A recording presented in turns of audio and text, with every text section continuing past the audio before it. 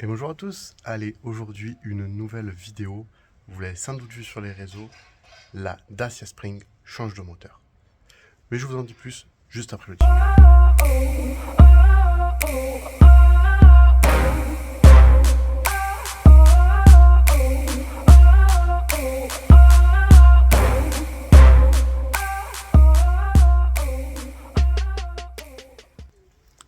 Et oui, cette Dacia Spring va recevoir un nouveau moteur. Alors, pas celle-là, pas la mienne, je vous rassure. Ça me coûterait un petit peu cher, je pense, s'il fallait que je change le moteur. Mais on va garder celui-là, il me convient très bien et je vais vous expliquer pourquoi. La nouvelle Dacia Spring qui sort le 17 février à la commande aura le nouveau moteur, alors c'est la Dacia Spring Extreme. Attention, l'expression va disparaître, ça va devenir l'extrême et du coup, elle va avoir un moteur qui fait 65 chevaux au lieu des 44 de celle-là. Alors, il y a forcément des avantages et des inconvénients. Contrairement à ce que j'ai pu voir sur les réseaux sociaux, dans cette Dacia, il y a un écran 7 pouces. Bon, je pense que pour en parler, il vaut mieux qu'on passe dans la voiture. Ce qui n'est pas le cas dans la version de base de ce que je sais, cette Dacia Spring qui est moi la Confort Plus, parce que j'ai été un des premiers à la commander, qui est devenue l'Expression et qui devient maintenant l'Extrême. Cette autoradio fait 7 pouces. Contrairement à ce que j'ai pu voir sur internet, celui-là, qui est le premier qui a été mis, parce que moi c'est la première, j'ai le tout premier modèle, c'est déjà un 7 pouces et ça reste un 7 pouces. Rappelez-vous, quand j'ai fait la vidéo sur l'écran de protection, je vous le mets en I en haut, quand j'ai fait la vidéo sur l'écran de protection, c'est un écran de protection pour un écran 7 pouces. Donc, c'est que cette autoradio est un 7 pouces. Et donc, il regarde son autoradio 7 pouces. Qu'est-ce qui va changer concrètement à l'intérieur de cette voiture? Là où moi, j'ai tous les contours orange, là, ici, ils vont devenir brun chromé. Alors attention, je trouve ça super joli, sachant que l'orange, je trouvais ça un petit peu cheap, bien que ça me plaise, mais c'est vrai que le brun chromé devrait être encore plus joli. Concrètement, mis à part le logo sur le volant, qui devient le nouveau logo, mais ça, on l'avait déjà avec l'Expression, le nouveau logo Dacia, concrètement, c'est à peu près les seules choses qui changent. J'ai vu pareil sur les réseaux, les rétroviseurs électriques. Nous les avons déjà électriques. Alors, hop, je tourne la caméra. Nous les avons déjà électriques. Ils ne se rabattent pas électriquement, mais ça m'étonnerait qu'ils se rabattent électriquement sur la nouvelle. Les radars de recul, on les a aussi. La caméra de recul, on l'a aussi. Concrètement, qu'est-ce qui change? Le moteur, la nouvelle couleur, les petites finitions, les rétroviseurs. On va sortir de la voiture parce que le reste se passe à l'extérieur. Ce qui change, c'est ça. Ce design-là disparaît sur l'Expression. Et ici se retrouve un petit logo qui est plutôt pas vilain, qui rend un petit peu cette Spring un peu plus robuste, un peu plus trapu, qui ressemble un peu plus au Duster. Mais voilà, ouais, bien sûr, le logo il change, mais ça c'était déjà le cas sur l'Expression. À l'arrière aussi, le logo change, mais c'était déjà le cas sur l'Expression. Ce qui avait changé déjà par rapport à la mienne et qui va rester, c'est ce petit bouton qui maintenant est ici. Mais ça fait, j'ai envie de dire, bientôt 1 an qu'il a changé. Donc, qu'est-ce qui va changer concrètement? Ce qui change concrètement, c'est le moteur, l'esthétique, et c'est tout. J'ai déjà vu des réactions sur Facebook, même sur des forums de Dacia Spring, qui me font un petit peu réagir. C'est pour ça que je tenais à vous faire cette vidéo, parce que moi ça me chagrine. Ils vont mettre un moteur plus puissant là-dedans, c'est bien. Maintenant, On parle quand même de pneus chinois et c'est de la merde avec 45 chevaux. Imaginez avec 20 chevaux de plus, ils ont annoncé qu'il allait avoir un couple supplémentaire. Alors, il va y avoir plus de couple, plus de patates, plus de punch. C'est bien, mais les pneus ils pourront jamais l'encaisser. Donc la voiture déjà que dès que c'est légèrement gras, les assistances ça se déclenche tout le temps. Avec 20 chevaux de plus. Je préfère même pas imaginer. Et allez, comme moi, vous voulez changer vos pneus pour des bons pneus et on va dire que ça résout ce problème. Ça ne résoudra pas le problème de tous les problèmes que j'entends. Déjà, les gens qui crient, qui me mettent des commentaires sur l'autonomie désastreuse de ce Spring. Pour moi, je vous l'ai déjà dit, il me convient largement. Mais sur ce Spring, l'autonomie va passer de 320 km WLTP à 220 km WLTP.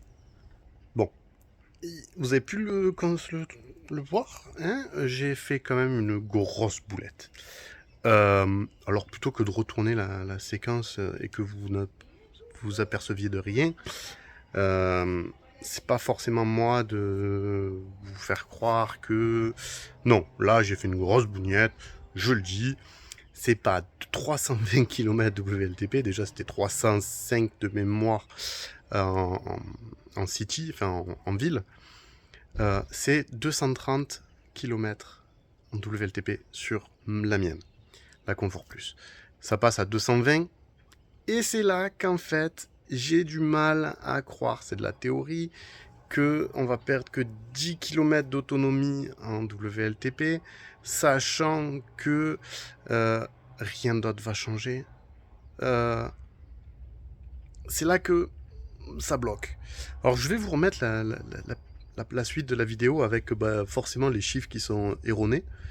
Mais voilà, comme ça je remets les choses dans le bon ordre.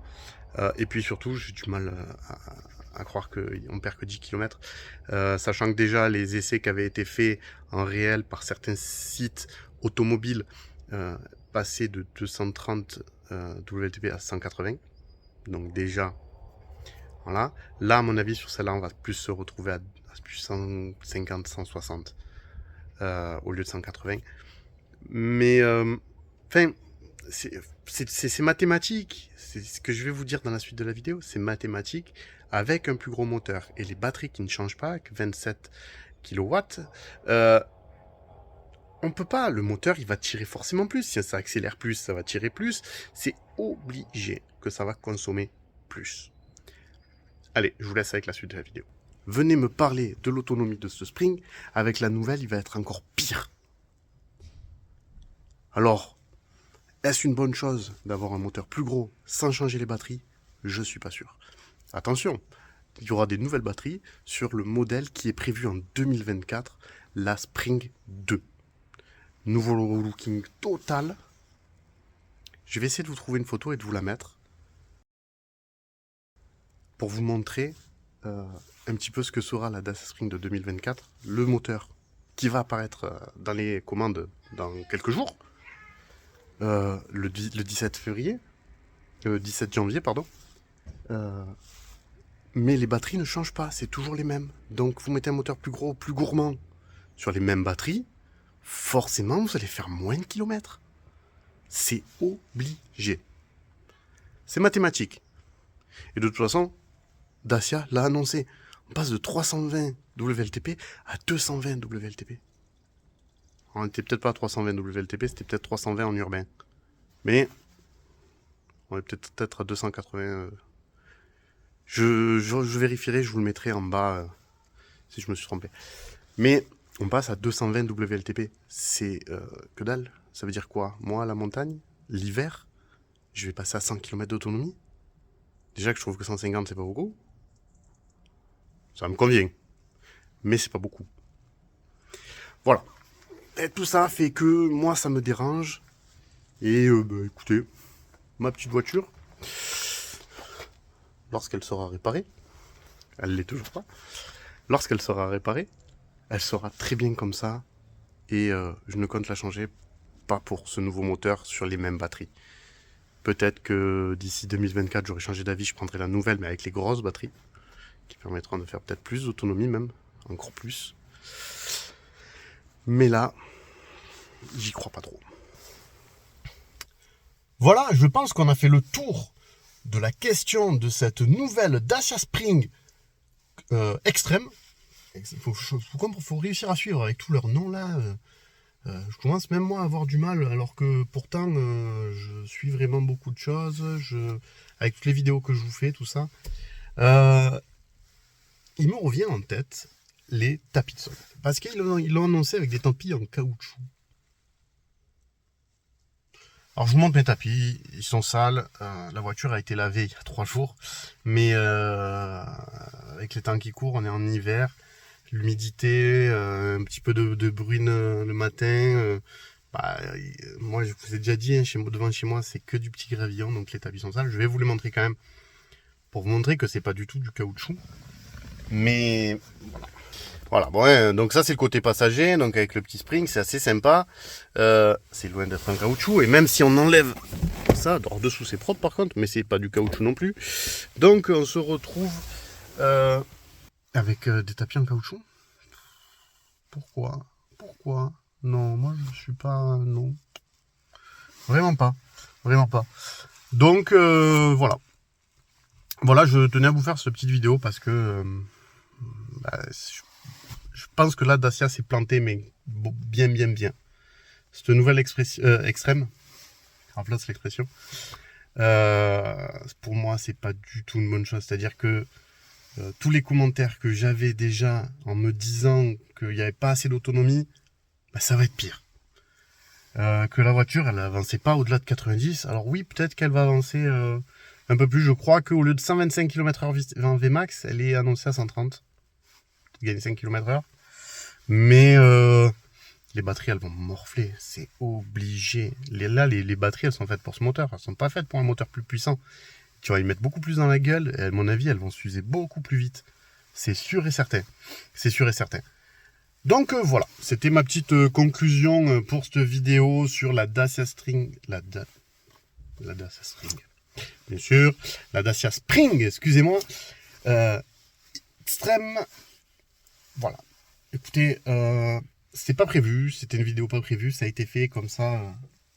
C'était un petit peu improvisé cette vidéo, mais je tenais vraiment à vous la faire parce que ce que je vois sur les réseaux, moi, ça me désespère. Et puis voilà. Écoutez, pour ma part, je vous dis à bientôt dans une autre vidéo. Allez, ciao. Bye.